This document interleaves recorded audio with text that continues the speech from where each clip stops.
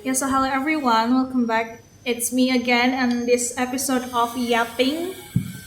I'm gonna talk about this book, Perempuan di Titik Nol, yang aku selesaikan dalam 2 hari kurang lebih.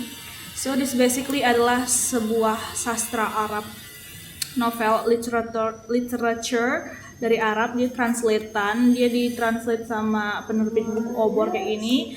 Originalnya Sinawa El Sadawi kayak gitu ya. Jadi sebenarnya aku found this book recommendation from various people yang ada di TikTok dan juga Instagram gitu yang mention how this book is really triggers them on these terms, apa ya kalau aku bilang, perjuangan wanita lah, apalagi di bagian Mesir waktu itu kan kalau kita tahu yang most of the mayoritas lah gitu orang-orangnya tuh sangat patriarki kayak gitu ya, didukung dengan budaya, culture, agama dan segala macamnya. Jadi itu kayak buku ini sangat-sangat bisa jadi bahan bacaan kita untuk melihat realitas sosial yang ada di sana. Jadi sebenarnya buku ini tuh benar-benar senyelekit itu, aku bisa bilang kayak bukan parah sih, lebih kayak serem sih kalau aku bilang. Serem karena saking realitasnya, karena ini sebenarnya berdasarkan kisah nyata juga sih sebenarnya, karena ini menceritakan tentang si Nawa El Sadawi ini juga sebenarnya kan dia dokter jurnalis kayak gitu kan, yang dia tuh sering terkenal aktif lah gitu membahas isu-isu kayak gini, apalagi perempuan kayak gitu ya.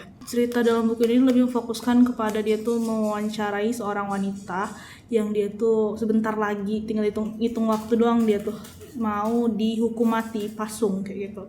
Dan turns out si cewek ini ternyata adalah seorang pelacur gitu. Jadi dia menceritakan kenapa bisa dia sampai akhirnya bisa dihukum mati bukan hanya karena sih, dengan tuduhan membunuh pria, yang which is sebenarnya memang dia membunuh pria itu. Dan itu dia sampai come up with this situations, itu benar-benar cerita yang menurutku kalian harus baca sendiri, karena ini benar-benar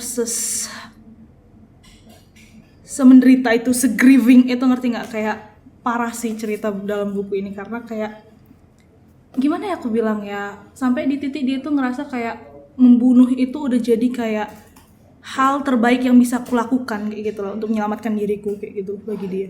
Singkat ceritanya ngebahas tentang kayak dia hidup di keluarga yang enggak terlalu loving family, kemudian dia jumpa banyak lelaki di sepanjang hidup dia tuh, dia jumpa berbagai macam jenis lelaki brengsek yang ada di dunia ini. Kayak once dia encounter kalau dia ketemu sama cowok yang buat dia kayak bahagia, tapi ternyata kemudian beberapa hari kemudian dia langsung dikhianati atau kayak dicewakan kayak gitu segala macam gitu, terus berulang polanya gitu.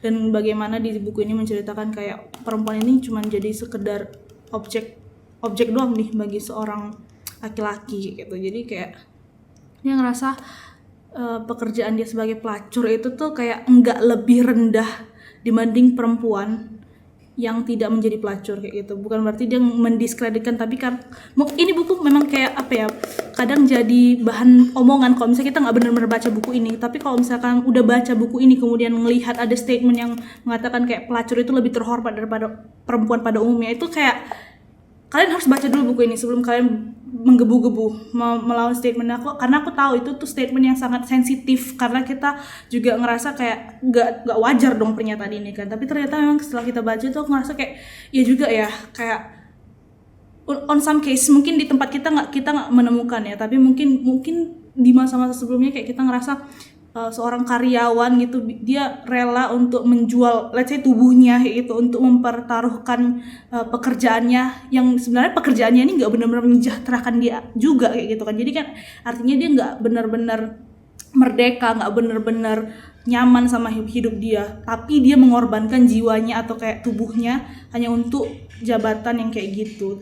Sementara di compare sama pelacur yang dia tuh bisa milih siapa yang jadi pelanggannya, dia bisa dapat bayaran atas segala macamnya, itu semua pure dengan kemauannya dia kayak gitu kok sebagai pelacur. Jadi dia masih ada kebebasan untuk memilih kayak gitu, dibandingkan sama karyawan perempuan yang kayak let's say working class kayak gitu. Jadi aku ngerasa kayak memang ini sensitif kali kata-katanya kalau misalnya nggak dibaca secara penuh, secara menyeluruh kayak gitu kan ya.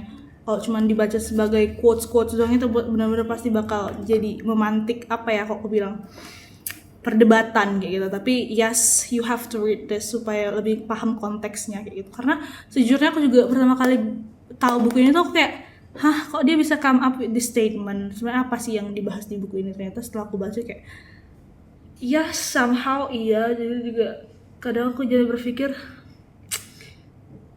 it's the realitas lah on being perempuan gitu. Jadi kayak sakit ya Wak ya, sedih ya Wak ya jadi perempuannya. Tapi untungnya mungkin setidaknya yang aku pandang gitu ya, hal-hal kayak gini mungkin nggak kelihatan lagi, mungkin belum nggak semasif itu lagi gitu. Tapi kita nggak tahu bentuk opresi macam apa.